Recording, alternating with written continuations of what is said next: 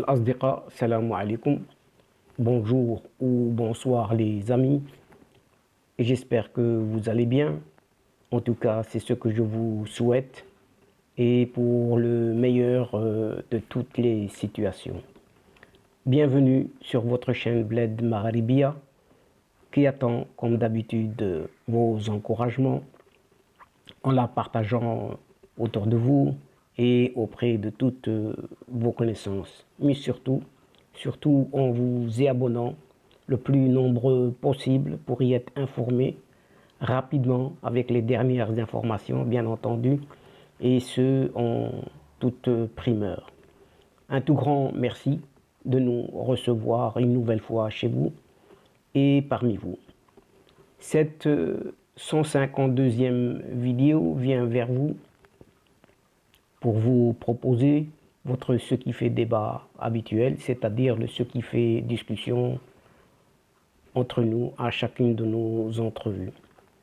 Et en cette journée d'élection au Maroc, votre CQFD de votre Bled Maghribia se penche cette fois sur cette Algérie, oui, toujours sur cette Algérie qui n'aurait jamais gagné la guerre contre la France et l'indépendance aurait été donnée aux Algériens car la France voulait se retirer purement et simplement selon un ancien, tout ceci selon un ancien diplomate algérien, oui, selon un ancien diplomate algérien chevronné, expérimenté et dans un entretien accordé au quotidien Le Monde, publié le 1er septembre dernier déjà.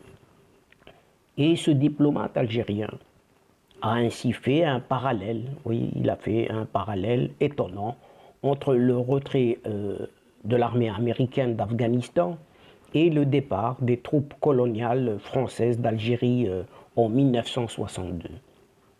Ceci étant notre premier titre de cette séquence. Un autre chapitre se consacre, lui, à cette immigration clandestine algérienne, plus qu'explosive, puisque malgré la fermeture des frontières, le phénomène dit des Haraga, oui, le phénomène dit des Haraga explose, oui, explose de plus en plus. Et l'Espagne tente de les expulser en mettant tous les moyens dont elle dispose. Et le troisième titre de cette séquence, de votre séquence, vient de l'Élysée, oui, de France, et le Quai d'Orsay, qui sont plus carassés, oui, beaucoup plus que cela, par l'omnipotence des militaires algériens et l'impuissance de ce pseudo-président mis à la tête de cet État, dont le pays termine péniblement son été 2021 avec à peine, oui, avec à peine 2 millions de personnes entièrement vaccinées sur une population, rappelons-le tout de même, de près de 45 millions. Et la cerise sur le gâteau, oui, la cerise sur ce gâteau algérien vient, elle, de Washington, oui, directement de Washington, qui reconnaît maintenant clairement la souveraineté du Maroc sur son Sahara, ce qui est un cuisant camouflé pour ces gens au pouvoir à Alger. Chers amis, commençons tout d'abord par cette déclaration ou par les déclarations étonnantes de cet ancien diplomate algérien, ce Lakhdar Brahimi, qui affirme que, ouvrons et fermons les guillemets tout de suite, la France n'est pas partie d'Algérie après une défaite militaire. Oui, vous avez bien entendu, Lakhdar Brahimi affirme que la France n'est pas partie d'Algérie après une défaite militaire. Décidément, on aura tout vu et tout entendu à propos de cette Algérie, surtout venant d'un ancien ministre des Affaires étrangères algérien, ce Lakhdar Brahimi, qui a suscité une grande polémique sur la toile en prétendant que le départ de l'occupant français d'Algérie en juillet 62 n'était pas due à une défaite militaire. Et les internautes ne sont pas restés de marbre face à ces déclarations qui sont de nature à mettre en doute les sacrifices du peuple algérien pendant 132 ans, rappelons-le aussi, avant de chasser définitivement le colonisateur français. Et interrogé lors d'un entretien accordé au journal français Le Monde, excusez du peu, sur le départ américain d'Afghanistan après 20 ans de présence entre 2001 et à 2021 donc. Et l'ancien diplomate algérien a jugé que ce n'est pas une défaite militaire. C'est comme pour les Français et l'Algérie. Une comparaison qui risque de faire beaucoup de bruit. Oui, beaucoup de bruit. D'autant plus qu'elle émane d'un diplomate chevronné, expérimenté, censé peser chaque mot de ses expressions. Et finalement, ce Brahimi, ce Lakhdar Brahimi, de renchérir. Ce sont les États-Unis qui ont décidé de partir. Et ils le voulaient depuis le jour où ils ont tué Ben Laden. Après, il n'y avait pas de bon moment pour sortir. En 1989, les Soviétiques ont été contraints de quitter le pays. Et au XIXe siècle, les Britanniques ont subi de vraies défaites. Ce quadragénaire diplomate algérien semble dire que c'est la France qui aurait décidé de partir de son plein gré en juillet 1962, soit près de 7 longues années de guerre. Oui, 7 longues années de guerre.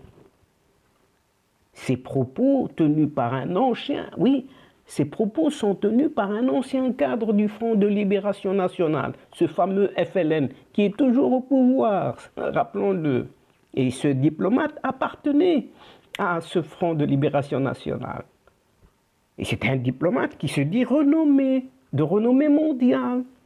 Et un des participants à la conférence de Bandung suscite moult questionnements, car il n'y a pas lieu de comparer l'une des plus grandes révolutions du XXe siècle, de l'avis des historiens, à une guerre menée par l'armée américaine en Afghanistan, au lendemain des attentats terroristes du 11 septembre 2001 aux États-Unis. Un douloureux souvenir. De plus, les propos de ce Lakhdar Brahimi sont diamétralement opposés aux rapports et aux aveux des Occidentaux eux-mêmes quant à la défaite des États-Unis en Afghanistan. Car après 20 ans de guerre sans merci contre les talibans, ces derniers finissent par prendre le pouvoir. Donc les talibans sont actuellement au pouvoir. Et par la suite, dans ce second titre de votre séquence, entament les retombées, oui, ces retombées de cette crise migratoire entre l'Algérie et l'Espagne actuellement, au travers de ce phénomène des haragas qui explose de plus en plus. En effet, en 2 jours seulement, oui, en 2 jours seulement, quelques 150 migrants algériens ont atteint les côtes sud de l'Espagne, plus précisément les côtes de la région de Murcia, dans la ville de Carthagène. Il s'agit en effet de 155 migrants plus exactement, dont des femmes et des mineurs ayant tous la nationalité algérienne, répartis sur 13 embarcations pneumatiques différentes, du vendredi 3 au dimanche 5 septembre dernier. Ces migrants ont pris la mer depuis l'Algérie vers l'Espagne pour une distance de 200 km, arrivant au large de la ville de Carthagène. Ces migrants en question ont été interceptés par la garde civile et des secours qui ont amené la majorité d'entre eux aux portes de Carthagène pour se soumettre à des tests PCR, tout ce qui est de normal. Entre le 1er janvier et le 6 septembre 2021, quelques 6173 migrants sont arrivés en Andalousie, a fait savoir le Haut Commissaire des Nations Unies pour les réfugiés, ce fameux HCR. Et selon les autorités espagnoles, 73% des personnes qui ont atteint la péninsule et les îles Baléares au cours du premier semestre sont des Algériens. Oui, 73% des migrants sont des Algériens. Et un migrant décédé et 154 autres secourus. Plus de 150 personnes, d'entre elles portant la nationalité algérienne, ont été secourues du vendredi 3 au dimanche 5 septembre de cette année en cours, 2021. Et parmi ces personnes, donc, une est décédée. En effet, les autorités espagnoles ont localisé un corps sans vie flottant au large du cap Negré, près de la ville d'Alicante.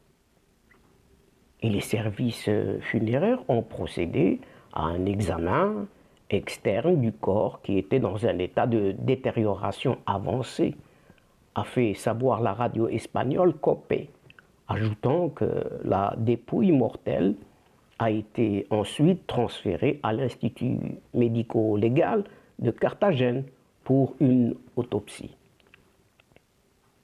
Il convient également d'indiquer que le tribunal de la ville de Carthagène a reçu le même jour les migrants en question, et ce, afin d'entamer les procédures de rapatriement vers l'Algérie, a rapporté le média local La Verdad, la vérité. Alors qu'en Espagne, un bon nombre de Harraga algériens qui s'y trouvaient d'une façon illégale viennent d'être incarcérés et remis aux autorités locales. En effet, après les rapports de l'Agence européenne de garde-frontières et de garde-côtes Frontex, la majorité des migrants présents en Espagne d'une façon illégale, plus communément appelés Harraga, sont des Algériens avec un taux qui dépasse, qui dépasse les 60%. C'est du moins ce qu'a rapporté Liberté Algérie même, le lundi 23 août dernier. Dans le détail, les migrants clandestins de nationalité algérienne sont de plus en plus nombreux sur le sol espagnol. Oui, cette Espagne est envahie par ces Harraga algériens. Et pas plus tard que le samedi 21 août dernier, des dizaines d'entre eux ont été expulsés vers l'Algérie, et ce, à bord d'un navire à destination du port de Razaouet, près de Tlemcen. De plus, après une longue période de détention en Espagne, les concernés ont dû plaider devant la justice au tribunal de Razaouet, une fois rapatriés. Cependant, les détails relatifs au nombre ou encore à l'identité de ces individus n'ont pas encore été divulgués par les autorités concernées, à savoir algériennes. Et il a été indiqué par la même source qu'une trentaine de Harraga qui étaient présents ont été incarcérés dans des centres, cette fois-ci, de détention en Espagne. Donc ces individus ont entamé une grève de la faim, et cela dans le but de protester contre leur expulsion vers le pays d'origine, l'Algérie, et une requête qui a été confrontée à un refus du côté des autorités espagnoles. Tandis que toujours de ce côté espagnol, les autorités demandent plus de facilité dans l'expulsion des haragas. En outre, en vue de cette multiplication du nombre de personnes qui atterrissent de façon illégale sur les terres espagnoles, qui ont été, rappelons-le, 67% uniquement en juillet dernier et de nationalité algérienne. Par conséquent, les hauts responsables espagnols se sont déplacés à plusieurs reprises vers l'Algérie pour trouver un compromis, mais aussi pour faire face à ce phénomène qui a pris beaucoup d'ampleur durant ces derniers mois. De ce fait, les autorités en question essaient de conclure des accords avec le pays pour avoir davantage de facilité dans les opérations d'extradition des haragas. Il s'agit tout de même, et excusez du chiffre, de quelques 11 000 voyageurs sans papier qui ont été recensés en Espagne durant l'année 2020 seulement. Cependant, selon la tendance actuelle, ce chiffre pourrait s'amplifier davantage encore, plus encore, durant cette même année.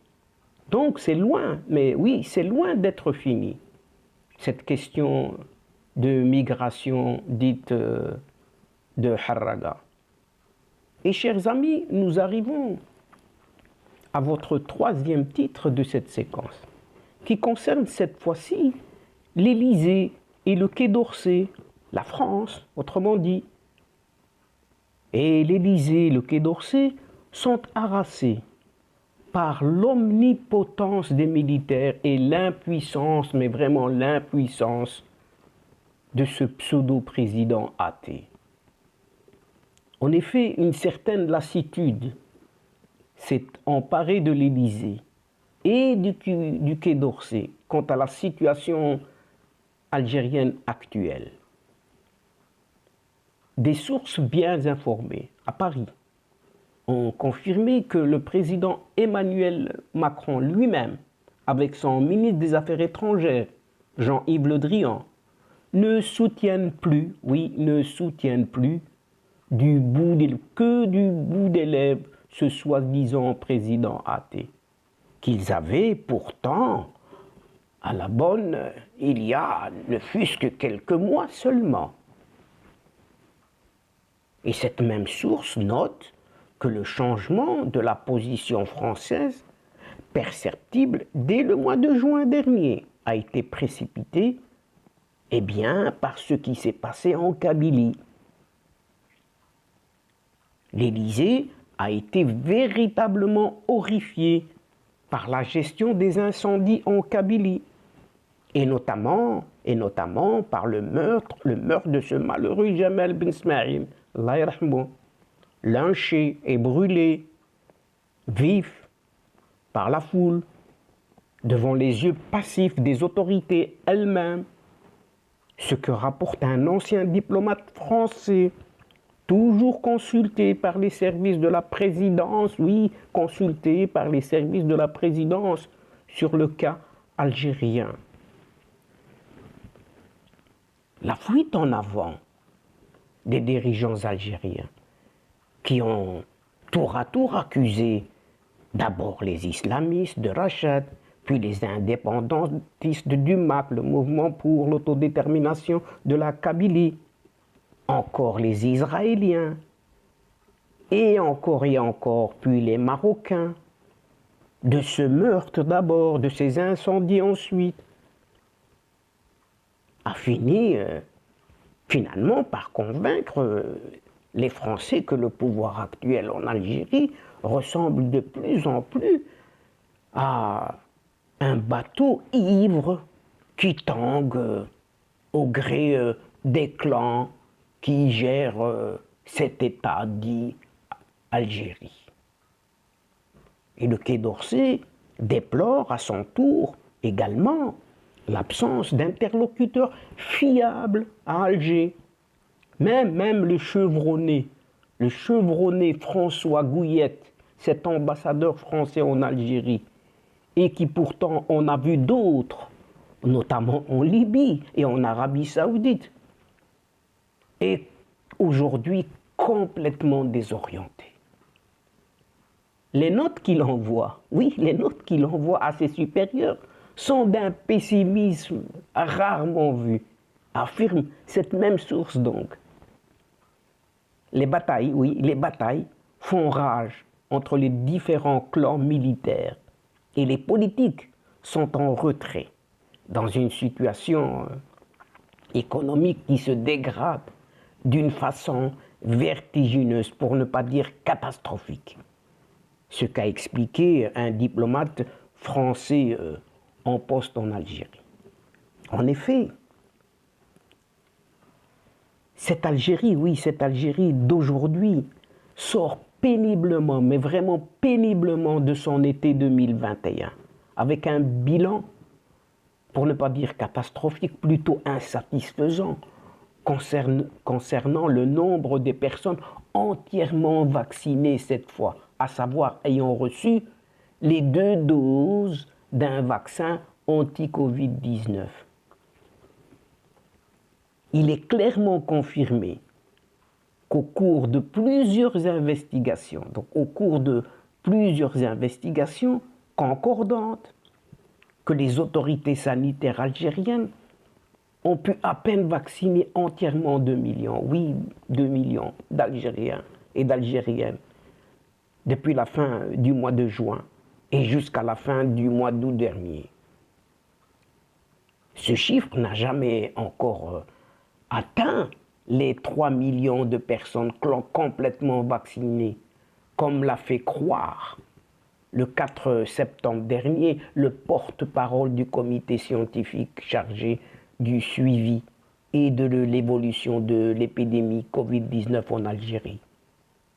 Donc, ce porte-parole, Jamel Fourer, donc déclare que 3 millions de personnes ont été vaccinées, ce qui est inexact. En revanche, ce Jamel Fourer n'a pas menti à l'opinion publique lorsqu'il a déclaré que 5 millions d'Algériens avaient reçu une première dose de vaccin. 5 millions première dose, oui. 3 millions de doses, non. À la fin de la première semaine du mois de septembre en cours, l'Algérie a effectivement dépassé la barre des 5 millions de personnes ayant bénéficié de l'administration de la première dose d'un vaccin anti-Covid. Les derniers chiffres recueillis et confirmés dévoilent que le pays compte désormais plus de 5,5 millions de personnes vaccinées avec la première dose. Ceci dit, ces chiffres demeurent dérisoires par rapport à la menace contre la santé publique que représente l'épidémie de la Covid-19 et ne permettent pas à l'Algérie de garantir à sa population un niveau d'immunité collective rassurant. Le ministère de la Santé est conscient de cette vérité, a-t-on encore pu confirmer au cours de toutes ces investigations, et les réunions de travail s'enchaînent pour trouver des solutions qui donnent des coups d'accélérateur à la campagne de vaccination de la population. Et c'est dans ce cadre que la vaccination a été lancée dans les pharmacies algériennes. En effet, depuis le 25 août dernier, 3000 pharmaciens répartis sur l'ensemble du territoire national se sont portés volontaires pour assurer la vaccination à leurs patients. Un protocole médical a été mis en place et une formation spécifique a été dirigée par les cadres du ministère de la Santé afin de garantir le bon déroulement des vaccinations au sein des officines. Et enfin, nous terminerons votre séquence si vous le voulez bien, par cette cerise sur ce gâteau algérien, puisqu'il n'y a plus désormais de suspense. Oui, il n'y a plus de suspense, car tout est plié. Autrement dit, circulé. Il n'y a plus rien à voir, ou plutôt rien à discuter. Puisque Washington, oui, vous entendez bien, Washington reconnaît définitivement la souveraineté du Maroc sur son Sahara, ce qui est un cuisant camouflé pour le pouvoir algérien, selon Jeune Afrique. Et dans un article envoyé à ses abonnés en avant-première, mardi 7 septembre 2001, le magazine panafricain estime que le pouvoir algérien sait parfaitement qu'il a subi un sérieux revers, voire un cuisant camouflé avec la décision de l'administration Trump, oui, l'administration Donald Trump, qui a été confirmée par celle de Joe Biden. Quant au Maroc, sa diplomatie a parfaitement conscience qu'un boulevard s'est ouvert devant elle et que d'autres pays, plusieurs États européens, dont la Pologne, la France et peut-être l'Espagne, finiront par s'aligner sur la décision américaine ou tout du moins favoriseront la position du Maroc au sein de l'Organisation des Nations Unies, donc l'ONU, ce que souligne toujours ce Jeune Afrique. Et dans cet article, le magazine panafricain revient également sur la nomination par les Nations Unies d'un nouveau représentant spécial pour le Sahara marocain, également chef de la MINURSO, le russe Alexander Ivanko, diplomate chevronné, rappelons-le, qui connaît le dossier de ce Sahara marocain sur le bout des doigts. L'Algérie, ce que souligne Jeune Afrique, traditionnellement soutenue par la Fédération de Russie, ne peut pas le récuser. Alors même que des discussions ont d'ailleurs eu lieu en avril 2021 entre l'ambassadeur du Maroc à Moscou, Lotfi Bouchara, et le vice-ministre russe des Affaires étrangères, Sergueï Verchinin. De plus, explique le magazine panafricain Jeune Afrique, les choses sont déjà en train de changer. Oui, les choses sont déjà en train de changer, car le royaume marocain est désormais le troisième partenaire commercial de la Russie. Ce qui est loin, mais oui, ce qui est loin d'être négligeable.